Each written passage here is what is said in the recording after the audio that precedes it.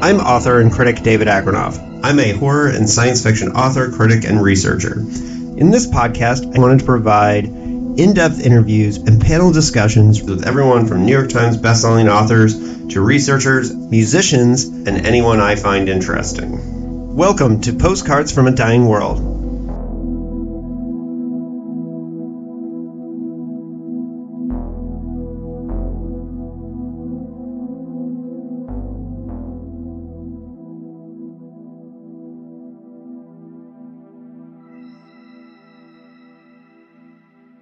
Hello and welcome to Postcards from a Dying World.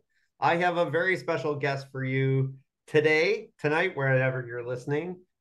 Just to get out of the way really quickly, I do have something I have to promote coming. If you're in Southern California, coming up September 14th through the 17th, I'm doing a book tour for my new novel, my first nationally distributed novel, internationally distributed, really.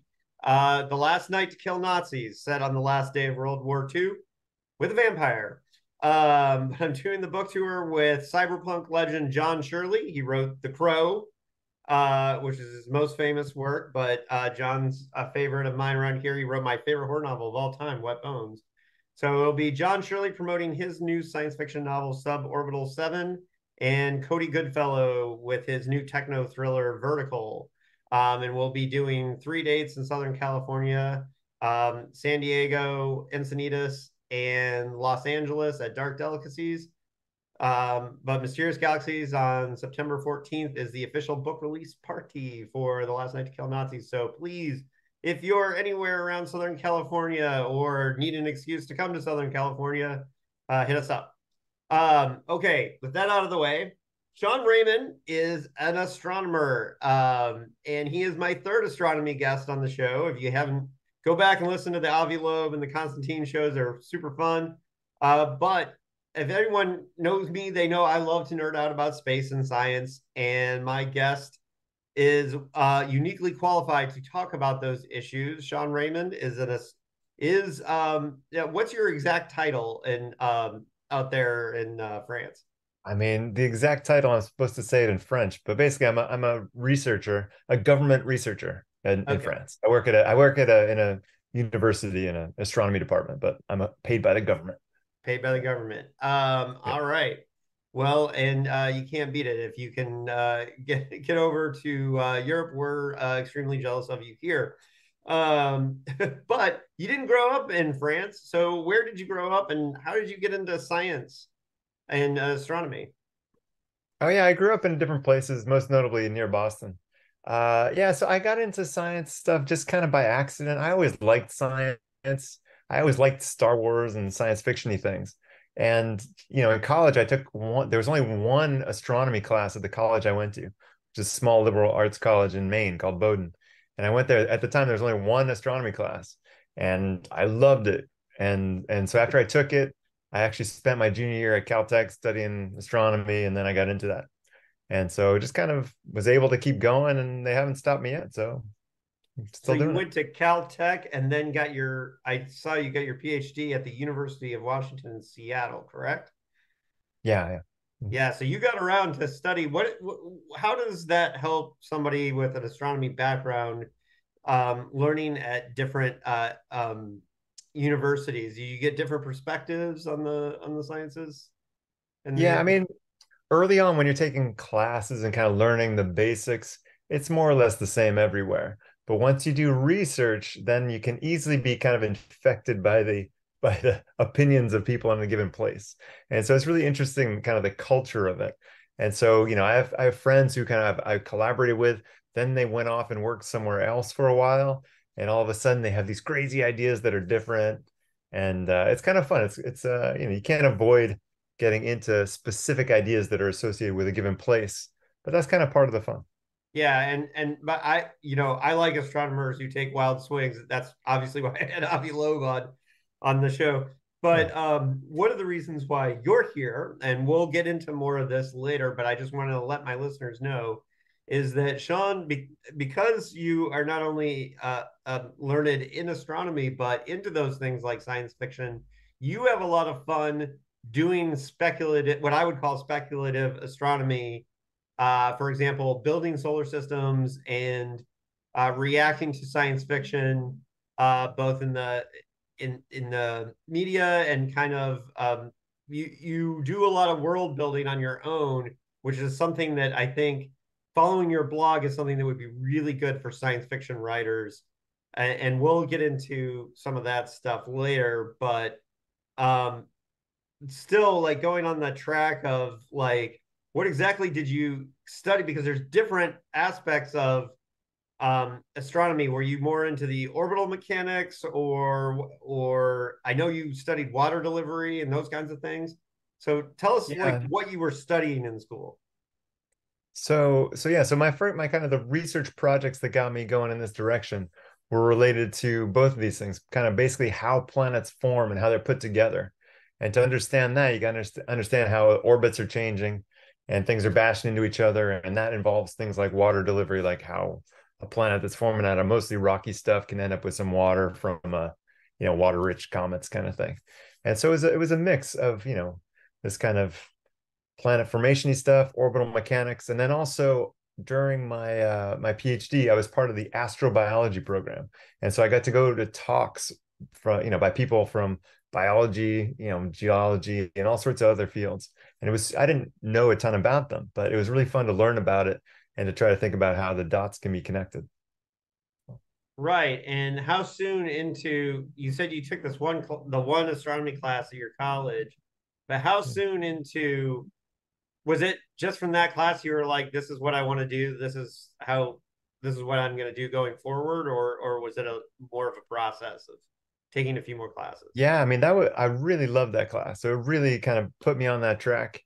And then, like I said, I went to Caltech just for a year to try to take a whole bunch of astronomy classes, and I loved them, and so it kind of kept me going. And I was able to get into grad school doing astronomy, and so I just kind of went with it. Yeah, Yeah, it was great. and Caltech is no joke for astronomy, by the way. Yeah, So clearly they're the best. yeah.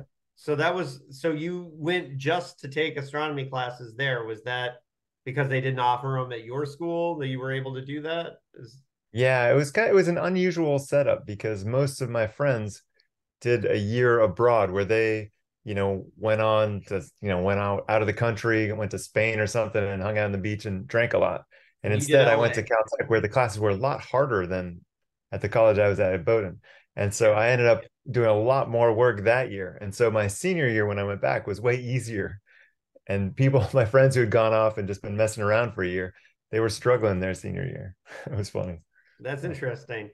Yeah. Yeah. So, but you were taking specific classes at Caltech. Was there one that like kind of shaped your direction? Did you take a particular class that really, or studied with somebody who really inspired you there? Or I mean, I can't point to one. Just the general culture there is really impressive, and there's so much cool stuff happening. There wasn't just one specific class there. It was all of them, really. It was really inspiring being there. I had several really good professors there, and they really were motivating and encouraging, and it felt like something that was actually doable. And so based right. on that, then I applied to grad school and kept going. Now, you're talking about stuff in the classroom, but as far as being a sky nerd like I am, for me, the first time that I spent 45 minutes tracking Io crossing and transiting Jupiter and seeing like, wow, that's really happening out there, and I'm seeing this in this eyepiece, was like a transformative moment for me when I was a young kid in Indiana and happened to um, go to a star party where we watched this Io, because it was the moment when Io, we watched for 45 minutes as Io crossed Jupiter, had to keep shifting the telescope, and then saw it poke out around the side. That's when I knew like, hey, this is really moving, this is really happening. I'm seeing this with my own eyes. That was transformative for me. Did you have any moments like actually in the field, like looking at the night sky, where it really came together for you? Did you have any experiences like that? Let me think of that. I mean, I guess I have. I don't think I have a story that's as good as yours, though. I have just kind of looking through a telescope. I think it was a kind of classic thing looking at Saturn, right? The Yeah. the typical thing, the first thing you point your telescope at. But after I got into this to astronomy by taking that class in college, then I went and bought myself a little small telescope, and then I just remember seeing Saturn, and you could actually see the rings, and at least you could at least see one of the moons, Titan, I think. And I just thought it was the coolest. And so just from there, it really excited me. Yeah, I So had but I I don't took have a the cool Io crossing story. That's a nice one where you can see things moving. I like that. well, it wasn't the first time I saw anything. I had seen Saturn a couple times before because because of my interest in science fiction and space, my mother took me to a couple events through the astronomy department at Indiana University, where my father was a professor in political science. Um, but my mom took me to a couple of these things, so I got a chance to see these things, and it was hilarious because a couple of years ago I took some coworkers to one of our star parties, the Dark Sky site here, and I was trying to get them interested in this, and we happened to be able to do the exact same thing, watch Io, and but it was great because it wasn't just watching Io, it was all like four of the major moons were visible in the eyepiece at the same time, and that was even in some ways cooler. But the other thing that happened that night is I was able to say, "Oh, come over here. This guy's got seven galaxies in his eyepiece," And when you That's can, not too shabby. yeah, it's like when you can like say something like that, like oh, there's six or seven galaxies to look at. It's almost hard for people to wrap their heads around. But Yeah, the scale of things is so cool. It's amazing to look at that stuff in the night sky. I love it. yeah. So, but as I know for researchers and that it's probably less about like the tactile like going out and looking thing because like so much of what you're doing is crunching numbers and looking at things and doing research. So I'm assuming for you that the research is more fun and rewarding or the thing that you get more into. But Yeah, research is tons of fun. I mean, on this note, I know there's a lot of when I first got to grad school, it was explained very clearly how a lot of astronomers don't know the constellations, for example, yeah, because even ones who observe through telescopes a lot, they're so focused on a very small thing that it's easy kind of, hard to see the forest through the trees kind of thing. And so it's easy to kind of go deep and miss the romantic kind of really exciting part of just space in general. But so there's that going on. But then research itself is so fun. I mean, at least when you're doing something that's like what you want to be doing, it can be so fun and exciting that it gets really rewarding when you can ask a question and then try to test it and answer it and figure stuff out. It's a lot of fun. Of course, there's plenty of stumbling blocks when you get stuck on annoying things or have bugs or problems, but in general, it's really fun and exciting. I like that. does it really when you're reading these things, are you constantly thinking with your science fictional brain too? Like, Oh, you mean like reading new papers and stuff? yeah, yeah, Yeah, totally. Totally. yeah, Because it's that's the cool thing. The thing like astronomy now is like science fiction of only a couple decades ago. All the discoveries of exoplanets on weird orbits, looking for moons around planets, finding free-floating planets, interstellar objects, all these things. It's straight out of science fiction of not that long ago. And so it's hard not to connect the two. Oh, yeah. And that's the thing, and it's one of the reasons why I like Avi Loeb a lot is I like astronomers who have a wild imagination and are willing to like of course you got to test all these things, but like I like big swing astronomers like totally. that's one of the reasons why I was really a fan of your blog and wanted you to come on here. So Oh, thanks. what kinds of things are you researching currently for your job, and then we'll get into the things that you're doing for fun. So I have different kinds of research. So kind of the more standard stuff is trying to understand how the solar system formed. Like it's been an ongoing puzzle for a long time, and we're trying to connect things that are measured in meteorites with computer simulations of, rocky things bashing together and growing the planets and trying to see which conditions match both of those and everything. And that part's enjoyable. And it's this really big push involving a lot of people to try to figure out what's going on. I've been part of throwing out, lots of crazy ideas, and then we test them and see if they hold up. And sometimes they do, and sometimes they don't. That's how it goes. And then sometimes I get, there's this kind of string of things going along, and there's a lot of turbulence that happens in there, and it's easy to felt swept up in that kind of movement. And so I always have one or two little side projects going just for fun. Like, for example, I had a paper come out last week showing that planets can end up in their stars' Oort clouds. These are clouds of comets that have, our sun's Oort cloud is this cloud of comets, I do that have a take question. about a million. Oh, are you going to talk about this later? I do have a question about that because I read your article, your paper Oh, on it, or the oh, stuff you cool. had on your blog. But keep going. I'm sorry to Oh, interrupt. yeah. So the general idea, like, so in case anyone doesn't know, like, the Oort cloud is this cloud of comets. And it's really a cloud. It's not a disk, right? It's not falling all in the same plane as the planets. It's this cloud. And the reason it's a cloud is because the orbits of these comets are so big that they end up being kicked gravitationally by the galaxy itself and end up being sort of randomized and twisted in different directions. And so our own Oort cloud is pretty mysterious. We don't know a ton about it because these things are so far away. You can't see them directly. You can only see the ones that happen to pass close to the sun. And so we can kind of make some estimates about how much stuff is in there. And it's generally assumed that it's a bunch of little comets. But we showed in this recent paper that even the sun's Oort cloud could, in theory, have a planet in there. There's a Yeah. relatively small chance, but it's not zero. Well, And that's plenty of other stars might have planets in their Oort clouds too. So it's well, kind of when Constantine was on the show, we debated a little bit about this because they're searching for Planet Nine, right? And of course. my personal feeling is that like I'm a Pluto defender, right? As far as being a planet, and they're the Pluto killers, right?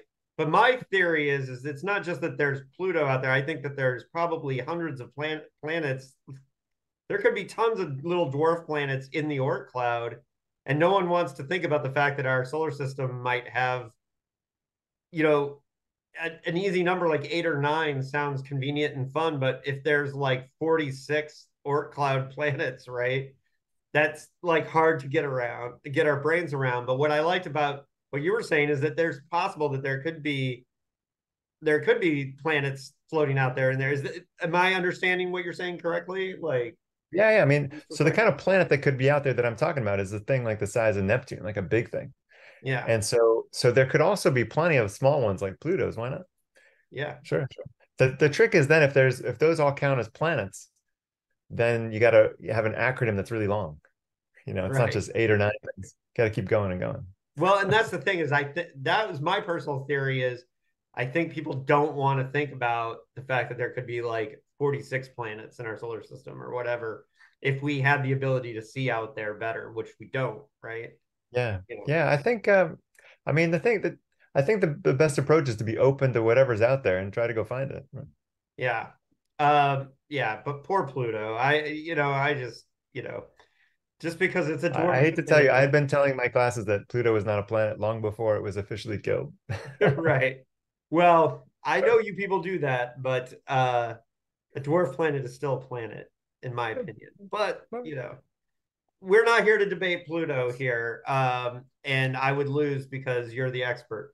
So, but here's the thing about this Oort cloud research is that one of the things I've always wondered is because the Oort cloud is always shifting and being pulled by the gravity of the galaxy itself. My question is, are for are we seeing because like our ability to see out of the solar system is it affected by the Oort cloud and if it shifts in different ways do we not see things or is it the objects outside of the solar system that we're seeing are so bright that it doesn't matter what the Oort cloud does? I mean, the in the end, the Oort cloud is basically see-through because Yeah, even though it probably has billions of objects in it, they're so far away and they're so small and faint yeah, that it's nothing. It's like a few grains of sand at the distance of the moon. Like got it. you can't see them.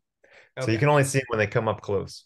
which is Uh, why it's hard to detect if there's like a planet out there. you know Exactly. It's really hard to find Planet Nine at all, as you must have talked about with Constantine. yeah, And so the idea of a planet, if there is a planet another 10 or 100 times further out, then it's way, way harder to find that. yeah. And if you Well, ever get the chance to find it, that means that it's on its way in to mess up the solar system. And you right. don't want to. Well, which is funny too because that's like one of the things.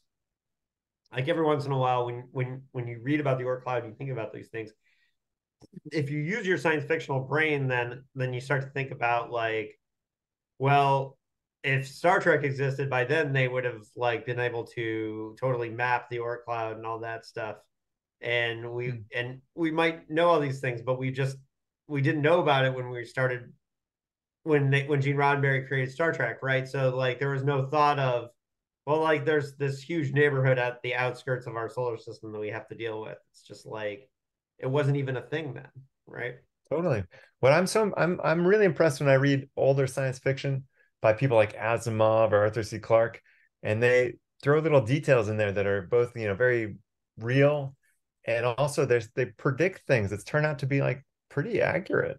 Not yeah, obviously not 100%, but things like my favorite one is Rendezvous with Rama, Yeah, seeing this object from interstellar space coming into the solar system. The beginning of that is not exactly the same, but it's eerily similar to how Oumuamua was discovered and yeah. things relative to its light curve and stuff.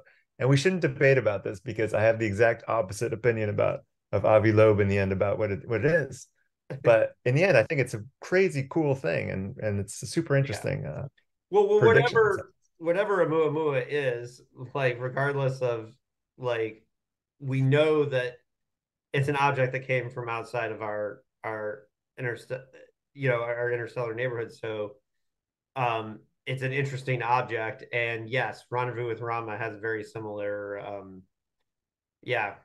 It's one of my science fiction novels that has not been published yet, but one that I've written deals with it's in the big dumb object subgenre of science fiction, and so I've thought a lot about that one, Oh, cool. and I do agree with you that that's one of the things that he got right. I do because I love retro science fiction as my favorite science fiction. So when I read Golden Age, that they get certain things right. A couple months ago, I was reading a Judith Merril story called Daughters of Earth, and the way it talked about Pluto, I was really impressed for a story from 1953. Because I kept thinking to myself, like Pluto had only been discovered like a few decades earlier, and Yeah. so what they have, it's interesting. Of course, my expertise is Philip K. Dick, and he was more of a surrealist than an actual science fiction writer. So it is what it is. But yeah, it's interesting. So you just did this paper on the Oort cloud. Was that just a on the side, like, or was that kind of a hobby paper or something that you did for work? Yeah, that was like a little fun side project, basically. It was just Yeah, kind of let's see what happened. And then the way we do is kind of come up with some crazy idea, and then to test it, I often throw it at computer simulations where you get to kind of play God and play around with the conditions in there and see what would happen if a planetary system was like this. And for this kind of study, since the odds of capturing a planet in the Oort cloud are not that high, they're maybe a few percent. You got to run a lot of simulations to have this happen once in a while. And got it. so kind of crank at the machine for a little while and see what happens. It's fun. Okay, now the thing that caught my interest with you, and the reason why I started reading your work is you got a shout out on Universe Today from Fraser Kane talking about your ultimate solar system, and it's something I've been thinking about a lot, and it's something that Constantine said when he was on our show, or was on my show, because he talked about how in the past we used to think our solar system was very normal and was like that all solar systems must function the same way. And now that we're detecting all these exoplanets and all these other extra solar systems, we're realizing that our type of solar system is actually not common. What is common out there? What orbital mechanics is more common than just 8 planets circling one sun? Is it How different is it? Because I think that's something that science fiction writers are Yeah, still not that's a good aware question. So this is a tricky question to answer because, there's all these observational biases, as they call them, in terms of the exoplanets we find. Like we can't just go and point our telescope and see other planetary systems. You got to look at the star, and usually it's very indirect methods. And so the most common methods are to stare at a whole bunch of stars and just look for the chance alignments where planets, a planet passes in front of its star. from our line of sight. And so there's a little blip in the light from the star, and so you can figure out there's a planet there. And the probability of that happening depends on where the planet's at. And so it's much easier to find planets closer to their stars rather than further away. And so of the 5,000 planets that have been found around other stars, most of them are way, way closer to their stars than Mercury, for example. And so it's hard to do a one-to-one comparison. But still, Right. statistics wise, it's easy to see that very few, or maybe 10% of stars like the sun have a planet like Jupiter. And Jupiter mass, that Jupiter being the dominant planet in the solar system at 318 times the mass of the Earth. And most of the systems that have Jupiters that are on very different orbits than our own Jupiter. Generally, they're much more eccentric, so they're much more stretched out, elliptical orbits, not the almost circular orbit of our own Jupiter. And so what does that tell us? Well, it means our solar system is unusual in just having a Jupiter and having a Jupiter on that kind of orbit. And usually we think planets form within disks, around young stars that are pretty much circular. And so planets probably form on more or less circular orbits. So something has to happen to change those orbits to become very elliptical. And we think what that is very big dynamical instabilities where planets end up crossing, their orbits end up crossing, and they don't usually collide here when they're giant planets like Jupiter. Instead, they end up having close gravitational encounters that they exchange energy and they kind of kick each other around gravitationally. And after doing this a little while, one of them usually gets ejected into interstellar space, and the ones that survive end up on these elliptical orbits. And so that kind of dynamics of really big instabilities is really common. Would it be And there was, hard for a magnetosphere to develop on a planet that was exchanging orbits with other planets? I mean, it seems like they would be tearing at each other a little bit, and it would be hard for life to form on those planets, or we just don't know yet. oh That's yeah, so these ones that I'm talking about are like gas giant Jupiter-like planets. And right. so the planets themselves are probably not the best for life, but their moons during these instabilities, what can happen is their moons can sometimes be lost. And so where do they go? Most of the time they get kicked into interstellar space also. Once in a while, weird things can happen. Like a planet can be ejected, like Jupiter could be ejected with its moons. That happens like, in 1 in 5 times or so. And so in that case, you could have Jupiter floating out in interstellar space with its moons. And so then it might not be so bad to be on Europa because Europa, for example, would still have a source of internal heat because of the alignment of Io, Europa, and Ganymede. They're in this special resonance, which causes tidal heating. And so Europa still would get some heat, even, without a star. That could be a good one. There's even a crazy possibility that the gas giants, during these instabilities, one of them can get ejected, and one or two of its moons could end up as planets around the star, even though those planets started off as moons around a gas giant. Mm-hmm. That can happen once in a while also. So lots of weird things can happen. And these kind of very chaotic instabilities seem like they're very common.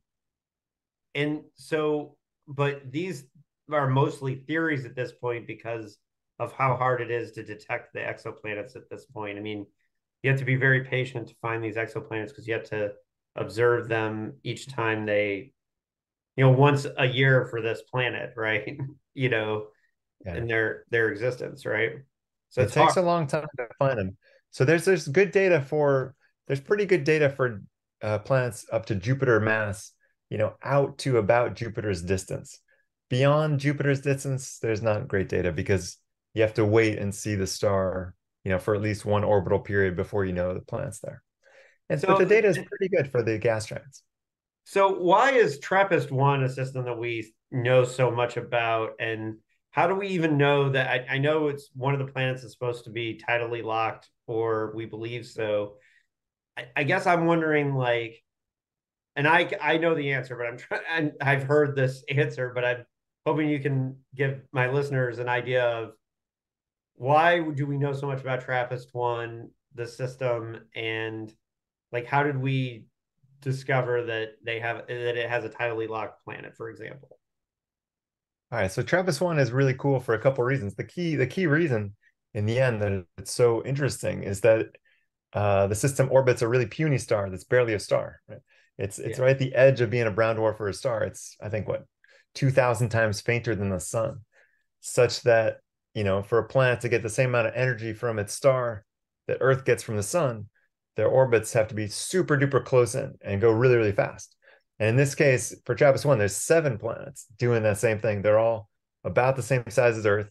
They're in this special orbital configuration where each pair of planets is in a resonance with its neighbor. And 3 of them are, getting about the same amount of energy from their star as Earth does from the sun. And so it's cool for that reason. And we know a lot about it just because we can observe it with James Webb Space Telescope because, in infrared light, it's a really good target to look at. And so it's one of the key targets for the James Webb Space Telescope. And it's already had a couple big announcements about, the inner planet probably does not have much of an atmosphere. The second planet out probably does not have a lot of carbon dioxide in its atmosphere. It's uncertain if it has an atmosphere at all or not. It's kind of debated. And is But the basically, infrared how we it's a good detect target. it? Is that how we detect whether it has an atmosphere or not? Or The way it's done is basically look for basically make measurements of the planet versus the stars. So it's a little tricky because you can't see the planets, right? All you right. can see is the star. But what we can do is we know the positions of the planets really, really well. And so what's done is basically to look at times when either the planet passes in front of the star or behind the star. So in those cases, we know what's going on. Either there's 2 different approaches. Basically, if the planet is in front of the star, you can look for some signal where some of the star's light is going, some is being blocked by the planet, but some might be passing through an atmosphere. And you might get some signal there. Or if the planet goes behind the star, then during that moment, you're only seeing the star. So you can basically take the moment right before the planet passes behind, and then after the planet passes behind and subtract those 2, and you end up with a signal of the planet. And so Hmm. those are kind of different methods to try to figure it out. Well, and I wanted to get into a little bit of like to show everybody how you take the real stuff and kind of speculate on these things. And I love like all the different ideas about like where we're playing with these ideas of, how the things we're learning can implicate like, hey, we could have planets that do this, we could have hot Jupiters that do that, we could have cold Jupiters, we could have, and it's funny because it's either the planets that are really close to the stars that we can see, or these these really big Jupiters, right, are the ones that we detect the most. So in between, there's still gaps in what we're able to see outside of our solar system. So what I guess to drill down on that whole thing is that I think a lot of times people just view like, well, for a long time it was like, well, in science fiction they'd say it's an 8 planet system or a 10 planet system or a 3 planet system, and just imagine that the planets all go around. And what we're saying is that sometimes they orbit up, down, around. They could have all kinds of different shapes, and just what we see in our solar system isn't necessarily the gold standard in the universe, right? There's like all Yeah, these totally. things going on. In a lot of ways, our solar system's kind of boring because there's a lot more interesting stuff out there in terms of the orbits and the demographics of what planetary systems look like. Yeah. Right. And the main thing that I think that everybody kind of forgets sometimes too is like a lot of times they'll say like, well, we're looking for life or signs of oxygen or whatever, but also like we wouldn't be able to live without a magnetosphere like taking care of the radiation in space, right? Otherwise we wouldn't be able to survive. So that's an important Uh, part of finding life as well this is a too. big debate about what the real factors are for life. Like I have a colleague who is kind of a specialist in this. We shared an office for many years, and so we talked a lot about these things. And for example, like what is the list of criteria that you really need to have life on a planet? Do you need a magnetosphere, for example? And he has a very good argument. At least it convinced me that you don't need one. And so naively you'd say, without a magnetosphere, we're doomed. But there's evidence that the key evidence that he uses is that Earth's magnetosphere flips every so often, every certain amount of time. And so there's a time when there's no magnetosphere and it doesn't seem to bother anything. Well, how And long does he has that some other last? good argument about that. I'm kind of blanking on what his other argument is. He has some other really good argument about it. And I'm totally blanking on what it is. So I'm not going to be able to defend him right now, but he has some other argument that really goes in the direction of not seeming like a magnetosphere is that important. Because He's well, you guys are welcome to come on and debate it. I'll try to think of what it is. If I come up with it, I'll let you know.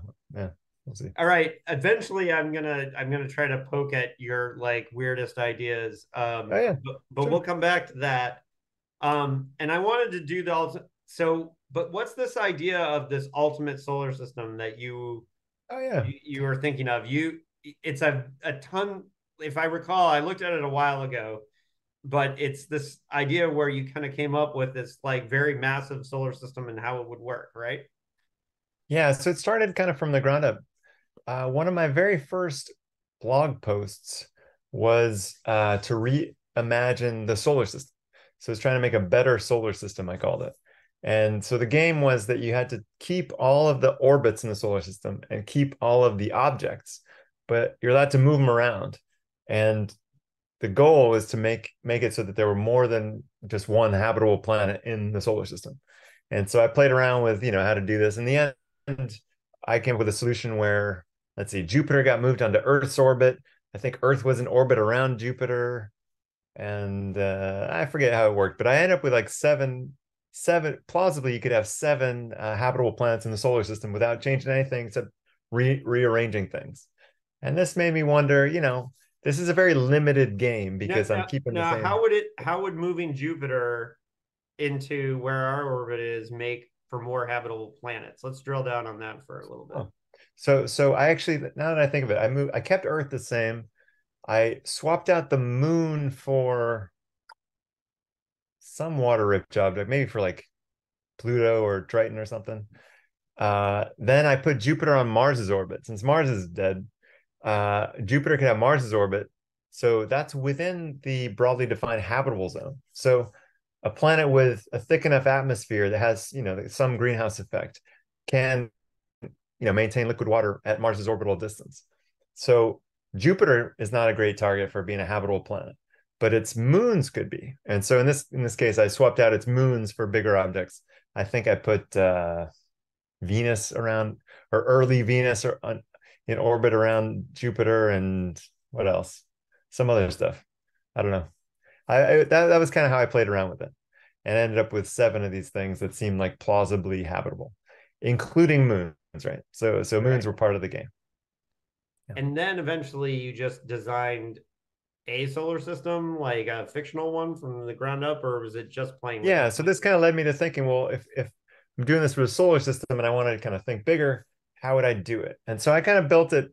I initially did this, a long time ago, and I kind of did it in steps. So like, well, what's the best star to choose? All right, so everything is aimed at having the largest number of possibly habitable planets in a given system. And so, what's the best kind of star to choose? Is there more habitable real estate around a certain type of star, right? Younger, basically very cool stars like TRAPPIST are they live forever, right? They don't change much forever. And so they might appear to be really good places for life. But then the habitable zone is so close to the star, there's all sorts of weird effects that are not that well understood. Like tides can be very strong. You can have tidally locked planets, like you talked about. You can have magnetic effects also, and it's not clear whether those are good or bad, but they might not be great. And so, is that good or bad? And then going to other stars that are more massive than the sun, they can have really, really wide habitable zones. But it turns out you can't actually put any more planets in there because the way that planets' orbits are need to be spaced to remain stable, it doesn't actually give you more opportunity to have, the opportunity to have more orbits. So, I came up with some kind of compromise in terms of what star to use. And then what size planet do you want? Using different arguments about how big a planet should be. Because you don't want a planet that's too small. Planets that are too small don't have enough radioactive fuel in terms of what's called long-lived radioactivity to maintain things like plate tectonics, that are key for long-term climate cycling. So that's another factor. And then the key thing I got into is the orbital part. and then the orbital part of like how planets can be spaced in orbits to pack them into the habitable zone. And so naively, if you just kind of try to pack as many orbits within a given zone as possible, there's a certain limit to it because once planets' orbits are too close to each other, they're unstable. And that ruins the whole thing. Then planets would have bashed into each other. And they that's bad. Well, one reason why this was interesting to me is that I have two friends that we're developing kind of a science fiction series that we want to eventually write. And one of the things that was key to the way we were developing the story was I had pitched to them this idea that there would be this mega solar system where there was tons of life that was discovered. And it was funny because the reason why I found your blog was because Fraser Kane talked about your ultimate solar system on his show. And I was like, excuse the dog. Um, I reached out to my friends that I'm writing this with, and I sent your blog to them, and I was like, "Hey, somebody who actually knows what they're doing is trying to do the same thing." Yeah, And it was, it's a totally normal question to ask. Yeah, totally. yeah, well, and what's funny is we were doing it with no scientific background, and so when we started looking at what you were doing, we were like, "Oh my god, this guy's smart. He knows what he's doing." Like, and I so think it was it's just like, yeah, just like having the training and like doing the orbital mechanics and planet formation stuff. Then I could actually test these things quantitatively, but it's the same kind of question that you're asking. Exactly.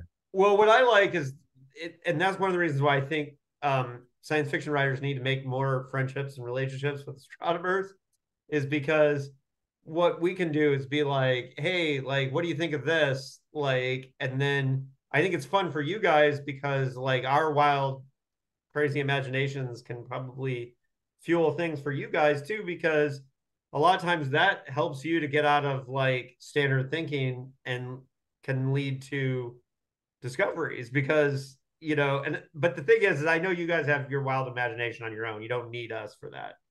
But I'm True, trying to but it helps. sell Like, why you should talk to science fiction writers. well, on this topic, there's a project I'm working on right now that was motivated by a science fiction writer who contacted a colleague of mine and told him that she wanted to write a story about that was realistic about Earth becoming a free floating planet.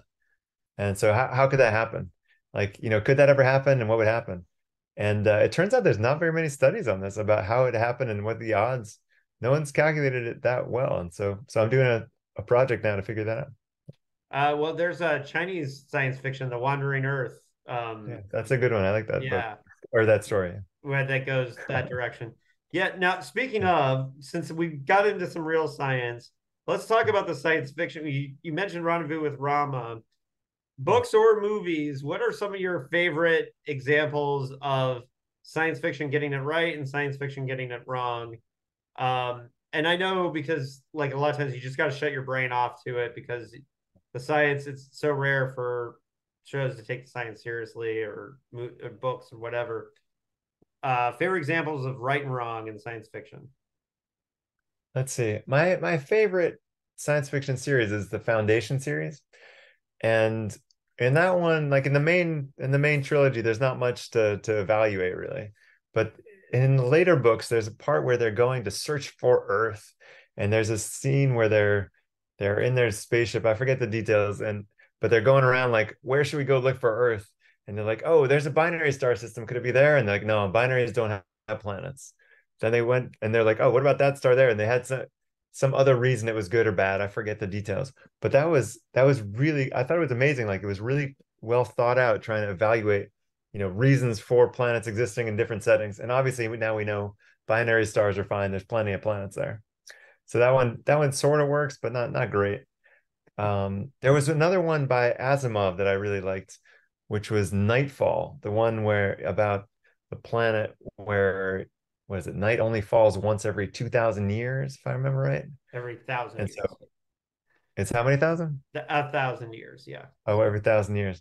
And so he had kind of created what it should look like, what the system should look like. And I wrote a blog post about this, about actually doing that and what would the illumination on the planet really look like. And it doesn't really work. You can't really get 1,000 years without night without setup. You have to rig it up in a different way for it to work, which Yeah, actually took a lot of effort. is funny because it became one of his classic stories, but he was embarrassed by the science of it pretty quickly. Okay.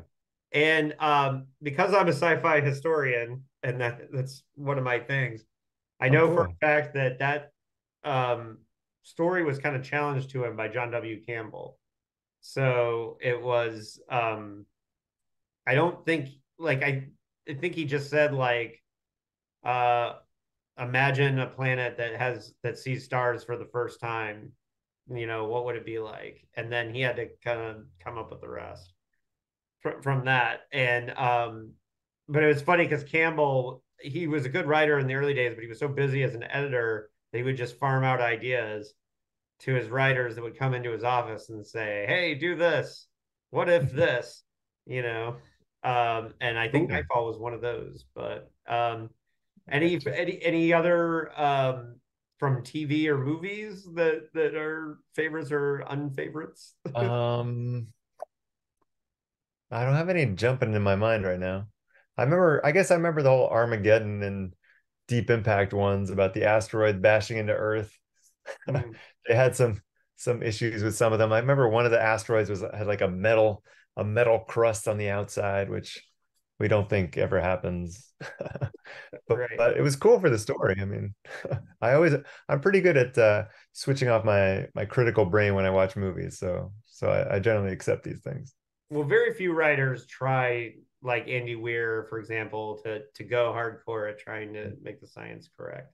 Have you read Project Hail Mary yet? Yeah, that one's amazing. I love that book. It's Yeah, fantastic. I was a big fan too. Um, yeah, it's rare when somebody like really tries, you know. Yeah, it's impressive. It's a really hard to do because there's so Yeah, many kind of speculative things, but really to get them right and to calculate and to figure out what would really happen, it's impressive. yeah. Um, I the unpublished science fiction novel that I have, I tried to make the science all work, but I have a sci-fi action novel where there is some real science and there's a lot of not real science.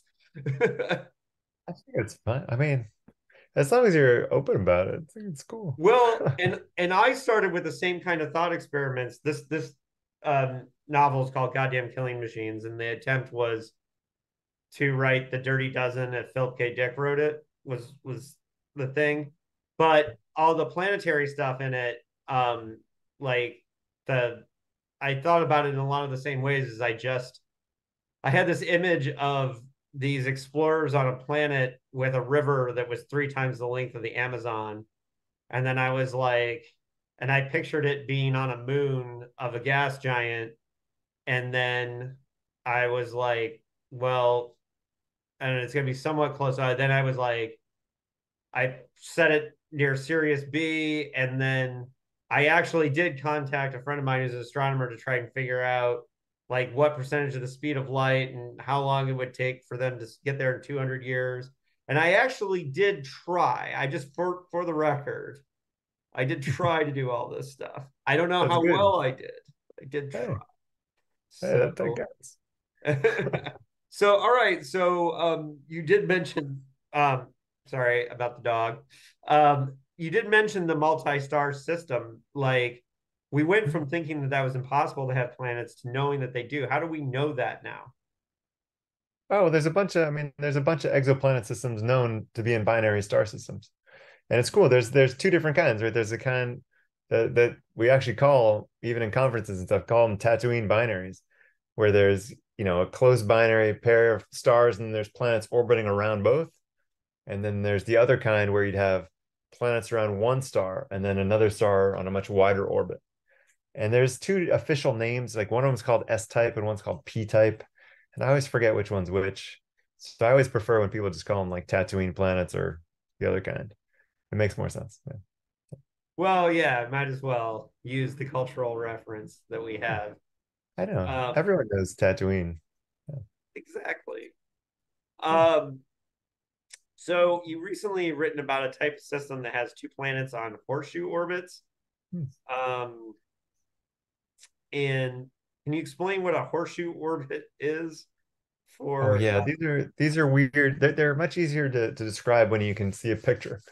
But the idea is basically they're two planets that are following the same orbit around the star, but they're not moving at exactly the same speed because one is a tiny little bit closer to the star than the other. And so this kind of setup happens and is observed for two moons around Saturn, Janus and Epimetheus, who do this horseshoe thing. And so in that case, it's two moons, but two planets around the star is the same deal. Basically, they're moving at slightly different speeds. So they're zooming around the star, at a certain rate, but relative to each other, they're slowly moving away from each other. And they can be moving away all the way around the orbit until they catch up to each other, basically on the other side, right? This is happening really slowly as they're actually going around the star a lot faster, but they're just getting a little closer to each other at the same time. It's kind of like, if you're driving down the highway really fast, you can slowly be approaching another car, even though both cars are moving really fast, right? That kind of thing. So then as they approach each other, the two planets don't end up colliding or anything. What they can do is as they slowly approach, they gravitationally kick each other and they can end up swapping orbits. And then they kind of turn around and go back in the other direction. And so this happens very slowly, much slower than their orbits. But it basically causes them to from a point of view of their motion around the star, basically it traces out this horseshoe shape. And that's why they're called horseshoe orbits. And just the fact that they can exist has been known for a while, that planets could be in this kind of orbital setup. And what we did in this recent paper is show that they didn't, you could have more than just two planets. There could be three, four. There can be 20 planets sharing the same orbit, and they're all doing these kind of little horseshoe patterns with their immediate neighbors. And it's hard to imagine how that kind of system would form, but if it does form, we could find it in theory, and it would be really cool.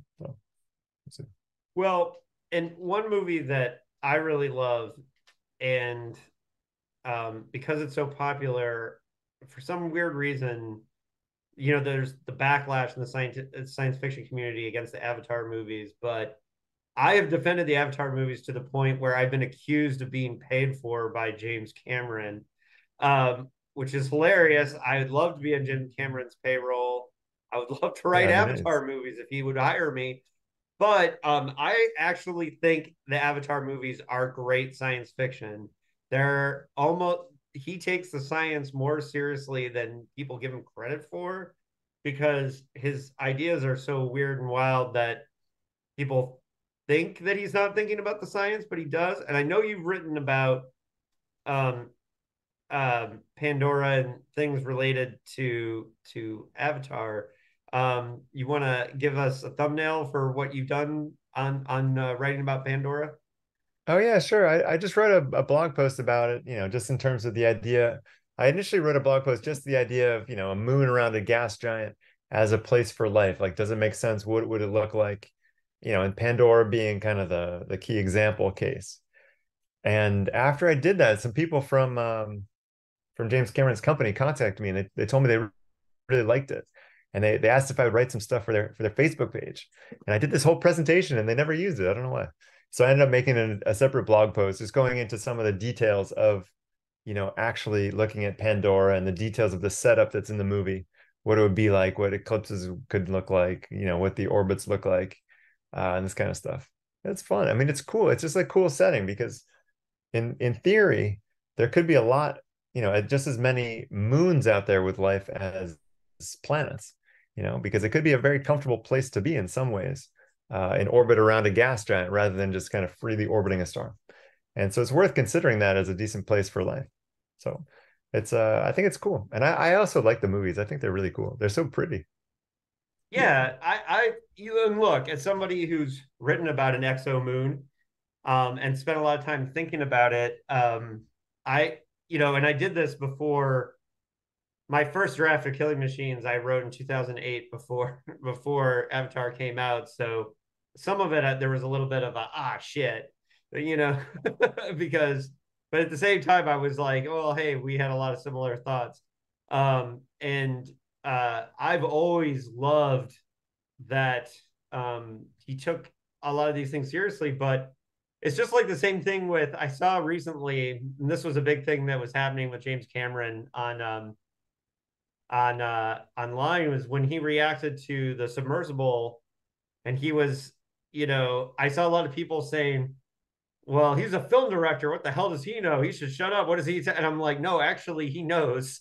He knows a lot about that stuff, and people don't realize like how scientifically minded James Cameron is. He designed suits so his actors could faces could be shown underwater for the abyss, and from there on, got the bug to start engineering these things on his own. And he has the money and resources to throw at experts. So if he can't fill in the gaps, he can pay someone to do it, right? And I think Yeah, he totally. takes it totally seriously. So yeah, that I really liked your stuff about Pandora.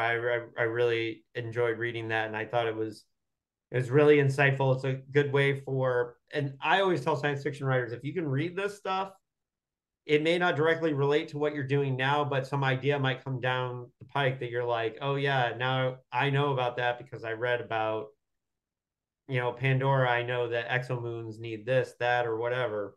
So I think they're good for science fiction writers to read if they want to take the science seriously. Yeah, cool.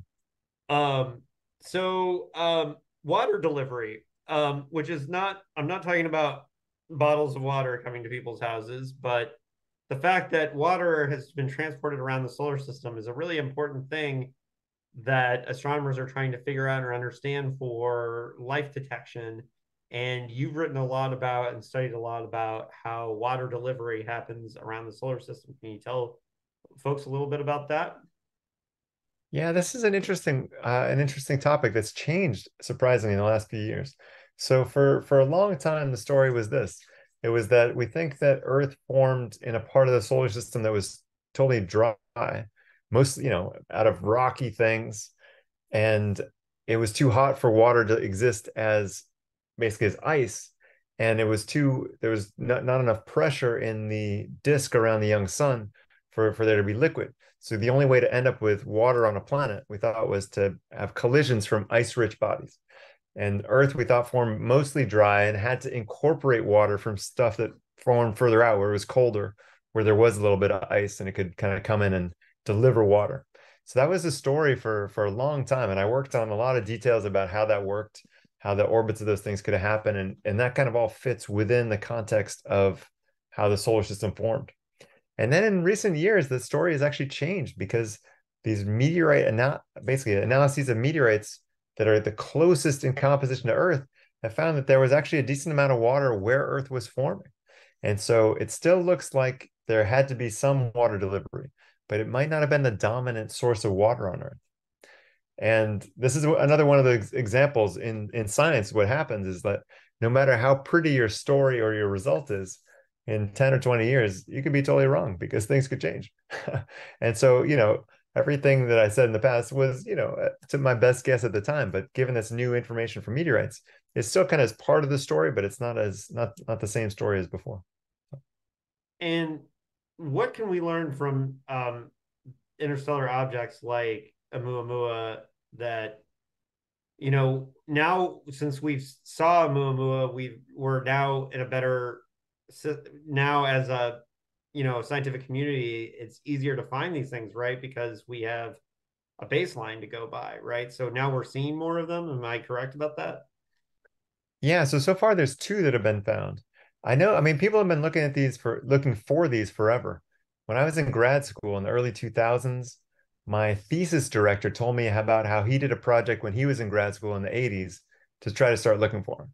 Right. So people have been looking for these for at least 50 years. And so now we're finding them because we have enough telescopes that can see deep enough and see moving objects. And the key thing that's going to change in the coming years is this new telescope, the Vera Rubin telescope. It used to be called LSST.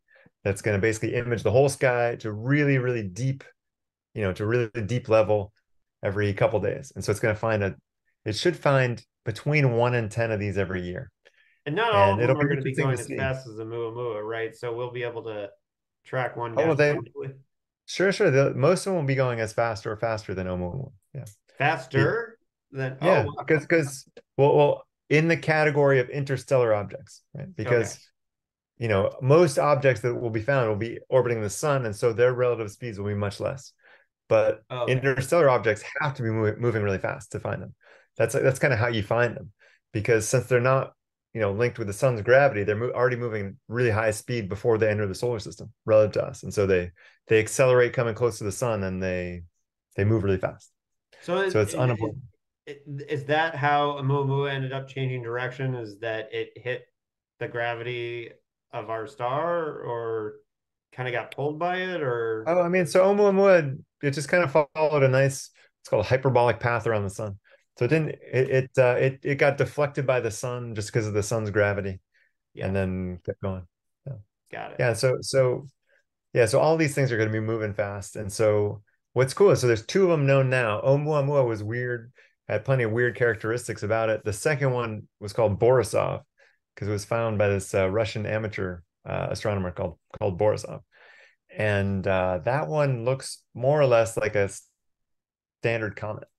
And so then, what's the third one gonna look like? Is it going to be a whole different category? Once we have 10 or 100 of these things, are half of them going to look like Oumuamua? Or is it going to be the one oddball? Yeah. This is the kind of question that people are trying to answer. And you can do it from the point of view of planetary systems forming. In simulations, you can see things that are incorporated in the planets and then compare them with things that are chucked out of the solar system and say, is it, how should it relate? Should it be typical comet stuff or asteroid stuff or planet stuff? And try to figure that out and then compare with reality. Anybody who That's listens kind of, weekly to Universe Today, like I do, is counting down till Vera Rubin like comes online, because Fraser talks about it all the time on that podcast, and I'm assuming Vera Rubin's also going to help with Oort cloud stuff too, oh or is yeah. it? Yeah, yeah. Oh, definitely. I mean, it'll help with all small body populations, basically all asteroids, comets, interstellar objects, all these things. And it's not going to be able to see the Oort cloud out there. It'll just see things that are coming in from the Oort cloud. And since it goes so deep, it'll find them a little bit sooner before they enter the kind of really inner part of the solar system. So when Konstantin Batygin was on here and when Avi Loeb was on here, I did the same thing as I asked them, what are some of the weirdest astronomy ideas that you have, but have not gotten to the point where you can write about them, where they're just like thoughts you have, and as Avi says, thoughts in the shower. But what kinds of things, what kinds of ideas do you have poking around in your head that you haven't quite gotten around to because they're just so weird? That's the ones that I think are a lot of fun.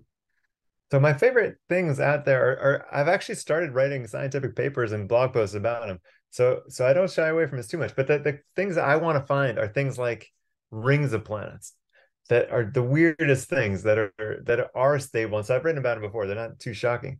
But I think like rings of planets around stars, rings of moons around planets, planets around supermassive black holes, these kind of things.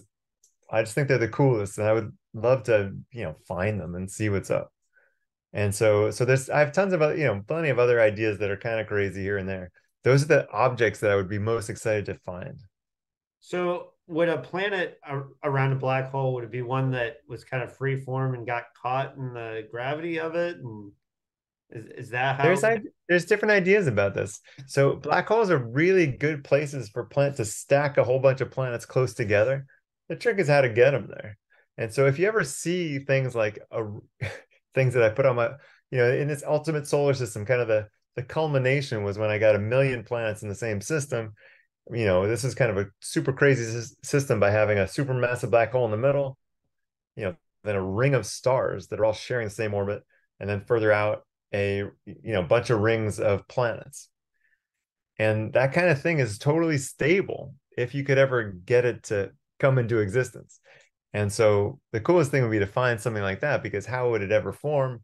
It's hard to imagine how it would form on its own. It would probably have to be some super advanced alien civilization I or was gonna something. say, yeah, you know, I don't know if how they had else. the power to do that, then you know, uh, then they'd also probably be able to hide themselves if they wanted to. Um, Yeah. yeah, I don't know. I mean, the Fermi paradox aside, I still think what we're able to see of our corner of galaxy close up is still, tiny compared to everything we know is out there. So, Yeah. yeah, I understand the Fermi paradox. I'm just not. I think our thinking is too small a lot of times. Like, Yeah, it's a tricky one, the Fermi paradox. There's a lot of these solutions that are very appealing. There's there's also the solution that they're just not out there, which would be a bummer for science fiction for sure. right. There's a Stanislaw Lem novel called His Master's Voice.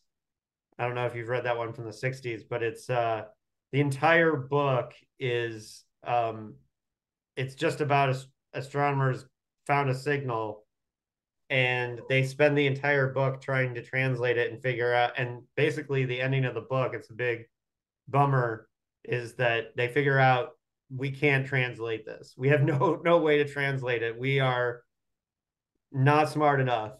Oh, And that's that's so what the funny. title, His Master's Voice, is kind of a play on that picture of the dog listening to the Awesome. record.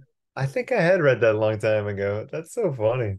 Yeah. Yeah, yeah. I mean, that's, It, there's always a metaphors like that. Like if a civilization in a few thousand years in space would be so much more advanced. It'd be like talking to ants, trying to communicate with us. Why right. would they waste their time with us? I don't know. Exactly. That's one answer to the Fermi paradox. But Huh. all right. So any well, I guess you are writing about the things that you think are really weird. That's true. I forgot about if you're writing about a system that's centered around a black hole with hundreds of planets, that is definitely thinking weird. I love it. I love it. But Yeah. you No, know, I mean, I'm all for like crazy ideas and not hiding them and just going with them and then testing them and seeing if they hold up.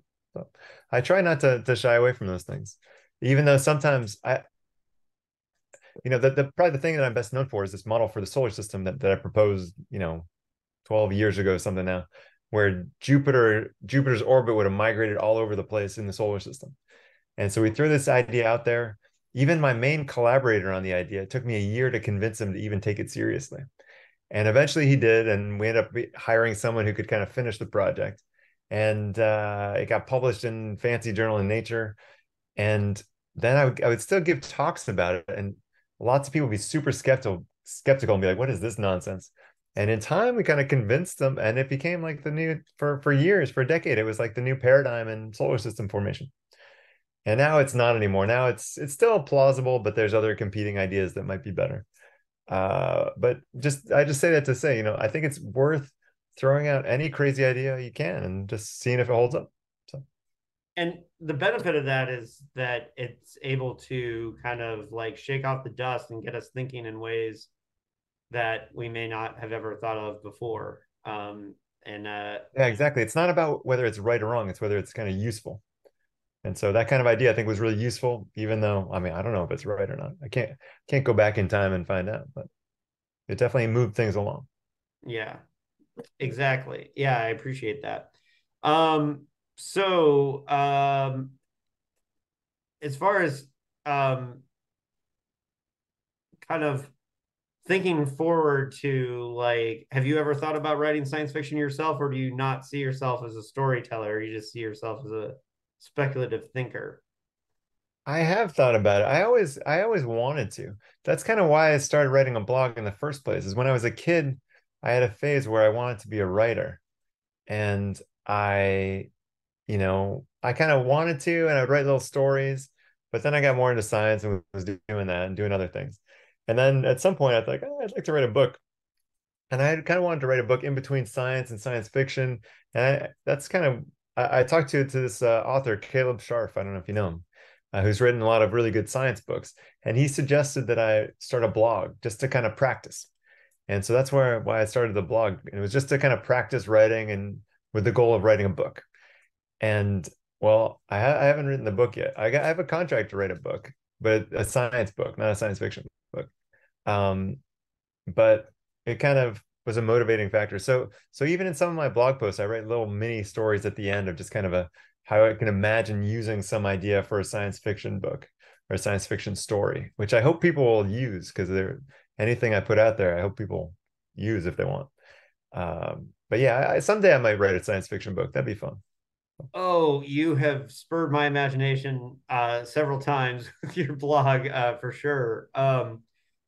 I I think what you do is valuable, and I think science fiction writers would love to collaborate and you know work with you in the future. And certainly, um, those of us who are trying and working on like writing in other media would always looking for science advisors too. So it's another thing to think about. But that's another way that I think, and writing is all about ask plus chair equals writing. So the more you can sit down and write for your blog, the better. And I think the I'm sure you find that there's a feedback loop that the more you think speculatively for your blog, that feeds some of the things that you do for your actual scientific research, correct? For sure, for sure. Yeah, it works really well. Yeah, just allowing myself to come up with kind of crazy ideas then feeds, yeah, new science things and vice versa. All right. Now, what would you like to challenge us science fiction writers or thinkers to do in the near future? How would you, what do you want to see us do? Or is that something that you kind of already threw out on the blog? I don't know. This is a good question. I guess I haven't really thought about this a ton. I just like I, I love reading stories that are fun, and so I don't have any specific thing to do. Just like keep doing writing cool stories and coming up with cool ideas. I think, just as much new crazy stuff as possible is great. Sean, I really appreciate the time. Where can people find all your blogs and stuff, and how can people help you get it out there? Oh yeah, so my blog is called planetplanet.net. So that you can find me there. There's a little about me page where you can contact me directly if you want. And yeah, that's the easiest way. Yeah, I really appreciate everything that you do on your blog. It's once I discovered it, it's one that I was reading regularly. So I've been meaning to reach out to you for a while now. And you did not disappoint. Um, bringing the weird science to this discussion. I really enjoy um, scientists and astronomers who think outside the box and try to do weird and interesting things. And I think one of the things that's good too is that I think it's also good when um, astronomers are able to like when you're talking about your colleagues, like you're arguing about things like can a planet have a magnetosphere or not? I think that push pull is so important for how we operate. So I think it's good for people to come up with challenging ideas. So, Oh, totally. I appreciate that. I agree. I think like the people seeing the debate that a lot of these things that are thrown out as being facts are often really debates where there's, this idea could go in this direction, this other idea in that direction. And seeing the interplay can be really useful for, just kind of seeing what's going on. And even in science fiction kind of thing, allowing yourself to imagine what if it was like this or that is a good thing too. yep, absolutely. Well, Sean, I hope people will check out your stuff. And the dog is really wanting me to go. So, on that note, I'm gonna find out what my senior dog needs so badly. But Sean, I really appreciate the time. I'll let you know when this goes up, and we'll make sure to get people towards your blog. I love everything that you do. Awesome. I appreciate it. Thanks for the opportunity. It was fun talking to you. All right, thanks.